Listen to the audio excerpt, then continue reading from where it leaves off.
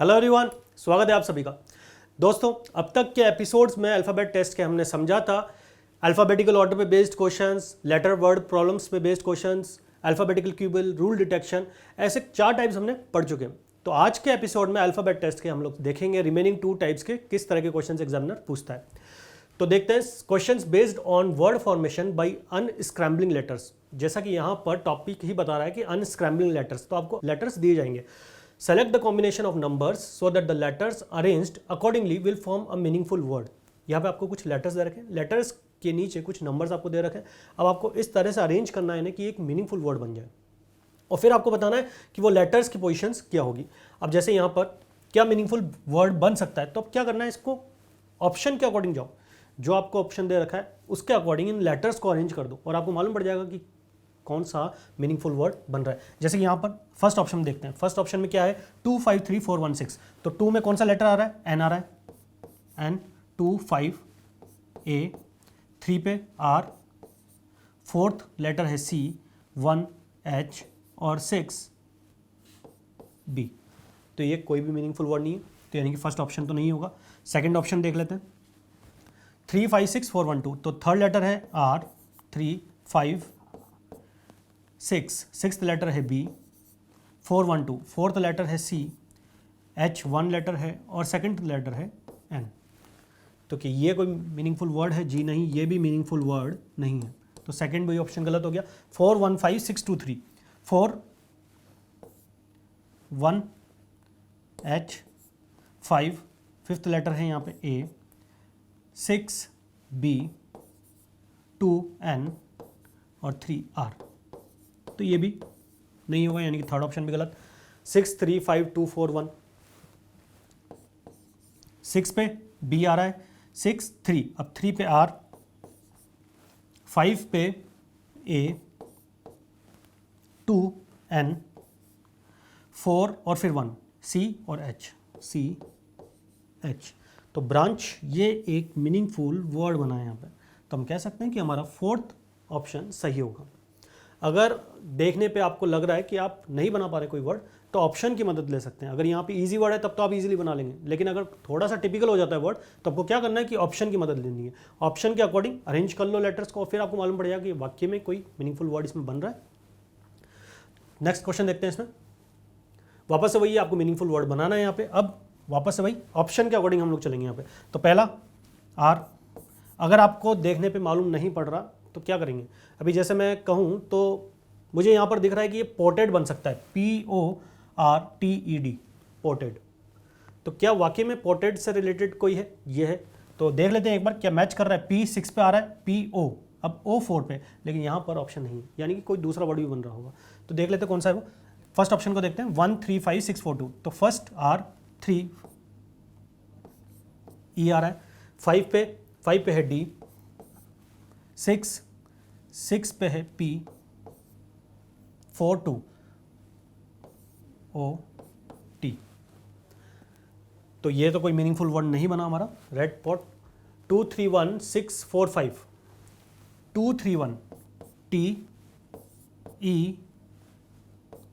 R, 6 4 5 6 P O D। तो ये भी मीनिंगफुल वर्ड नहीं बना। TERPOD, तो ये भी कोई मीनिंगफुल वर्ड नहीं है। रेड पॉट, ये भी कोई मीनिंगफुल वर्ड नहीं है। अगर अलग अलग हो तो ये मीनिंगफुल है, लेकिन एक साथ में कोई मीनिंगफुल नहीं है ये।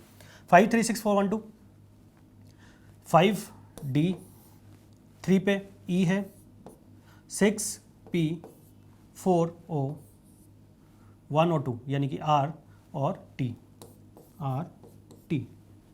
तो डिपोर्ट, ये एक मीनिंगफुल वर्ड बन रहा है, डिपोर्ट। तो हमारा थर्ड ऑप्शन यहाँ पर सही हो जाएगा। अब देखते हैं हमारा next question. Unscramble the letters in the words given in this question and find the odd one out.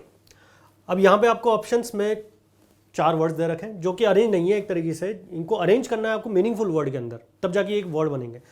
तो यहाँ पे लेटर्स को आपको अरेंज करना है ताकि एक मीनिंगफुल वर्ड बन जाए। फिर उसके बाद आपको फाइंड आउट करना है कि इनमें से कौन सा ऑड वन आउट है।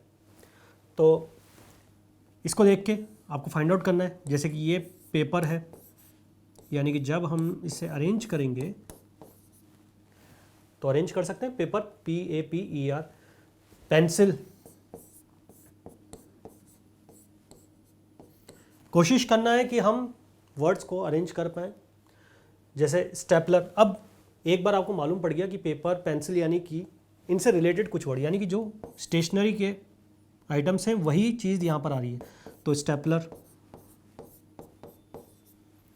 BAELT, तो इससे क्या बन सकता है? टेबल।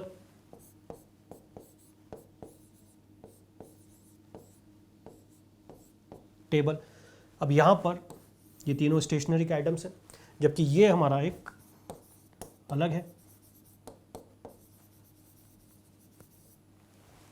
टेबल बिल्कुल ऑड वन हो जाएगा, तो हमारा आंसर क्या हो जाएगा यहाँ पे? Fourth option. अब यहाँ पर तो ये लेटर्स या कहें तो वर्ड्स काफ़ी सिंपल थे। कई बार क्या होता है कि एग्जामिनर थोड़े से टफ वर्ड डाल देता है, टफ लेटर्स डाल देता है यहाँ पे। तो ऐसे केस में अगर वर्ड्स बन रहे हैं तो हमें सोचना है कि कौन सा लिंक बैठ रहा है यहाँ पे, यानी कि सिमिलर होने चाहिए। लगभग 3 ऑप्शन तो ऐसे हों जो लगभग एक जैसे दिखें, यानी कि एक ही कैटेगरी पे बिलोंग करते हो। तो 3 एक ही कैटेगरी पे बिलोंग करेंगे और एक जो है वो बिल्कुल ऑड वन आउट होगा। और कई बार ये टाइम कंज्यूमिंग भी हो जाता है। तो कोशिश हमें ये करनी है कि ऐसे क्वेश्चंस को हम लास्ट में अटेम्प्ट करें जहाँ पर हमें कई बार थोड़ा समय लग जाता है किसी वर्ड को स्क्रैम्बल यानी कि इनको सही करने में। ठीक है, तो नेक्स्ट क्वेश्चन को हम देखते हैं यहाँ पे। A meaningful word starting with A is made from the first, second, fourth, fifth and sixth letters of the word contract. अब आपके पास यहाँ पर एक वर्ड दे रखा है कॉन्ट्रैक्ट।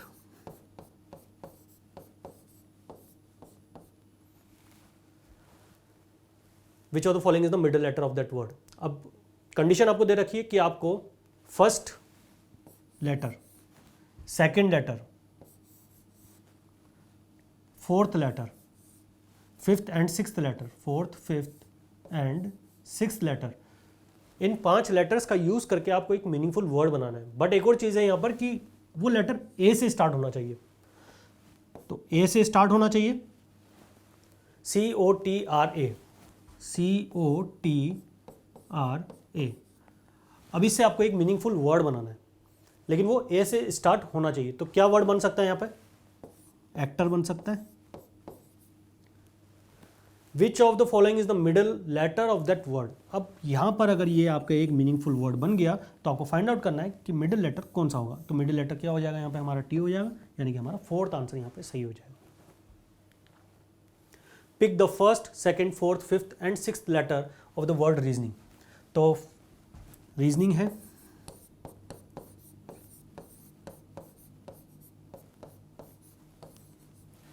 अब first, second RE, fourth, fifth and sixth यानी कि O और N from yet another word and then write the first and last letter of the word formed. अब इसको एक मीनिंगफुल वर्ड में आपको कन्वर्ट करना है और फिर उसके बाद जो मीनिंगफुल वर्ड बनेगा उसका फर्स्ट और लास्ट लेटर जो होगा वो आपका आंसर होगा। तो इसको मीनिंगफुल वर्ड में किस तरह से अरेंज कर सकते हैं? स्नोर, SNORE, स्नोर, और इसका फर्स्ट और लास्ट लेटर कौन सा होगा? S और E, यानी कि थर्ड ऑप्शन हमारा सही हो जाएगा, क्योंकि फर्स्ट और लास्ट लेटर आपसे पूछा गया। तो फर्स्ट और लास्ट लेटर क्या होगा? S और E। How many independent words can stainless be divided into without changing the orders of the letters and using each letter once. अब स्टेनलेस आपको यहाँ पे एक वर्ड दे रखा है। अब आपको इसे डिवाइड करना है कि एक मीनिंगफुल वर्ड में बन जाए। Stainless can be divided into without changing the order. आपको इनके ऑर्डर्स भी चेंज नहीं करने और एक लेटर को सिर्फ एक ही बार में यूज करना है। तो इंडिपेंडेंट वर्ड कितने बन सकते हैं? 2 इंडिपेंडेंट वर्ड्स बन सकते हैं, एक होगा स्टेन और एक होगा लेस। तो 2 इंडिपेंडेंट वर्ड्स इससे बनाए जा सकते हैं। तो मैक्सिमम 2 ही वर्ड यहाँ पे बनाए जा सकते हैं। अब यहाँ पे मैं क्वेश्चंस में आपको बस ये समझा रहा हूँ कि किस टाइप के क्वेश्चंस यहाँ पे पूछे जा सकते हैं। हो सकता है कि एग्जामिनर जो आपसे क्वेश्चन पूछे, क्या पता वो इससे ज़्यादा हार्ड हो या इससे ज़्यादा ईजी हो, तो डिपेंड करता है। लेकिन इससे रिलेटेड आपको ऐसे क्वेश्चंस की प्रैक्टिस करनी होगी। If it is possible to make a meaningful word with the first, fourth and 7th and 11th letter of the word, interpretation.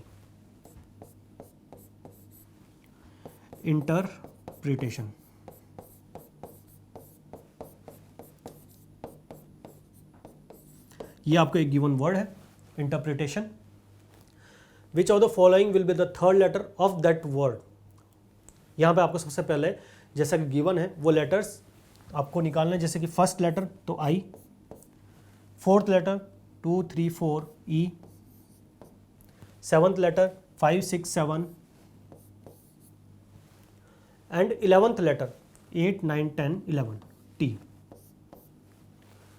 अब ये लेटर्स हमारे पास है। अब आपको क्या बताना है यहाँ पे, थर्ड लेटर बताना है। जो भी मीनिंगफुल ये वर्ड यहाँ पे बनेगा उसका आपको थर्ड लेटर बताना है। बट कंडीशन एक और दे रखी है, if more than one such words can be made. अगर इन लेटर्स का यूज करते हुए अगर एक से ज्यादा वर्ड बन रहे हैं तो उस समय पे क्या करना है, give M as the answer, तो आपका आंसर एम हो जाएगा। If no such word can be made, give X as the answer. और अगर कोई भी वर्ड नहीं बन रहा तब तो एक्स होगा, और अगर एक से ज्यादा बन रहे हैं तो एम होगा, और अगर सिर्फ एक ही बन रहा है तो आपको थर्ड लेटर फाइंड आउट करना है। तो यहाँ पे तीनों में से देखना है आपको क्या हो रहा है।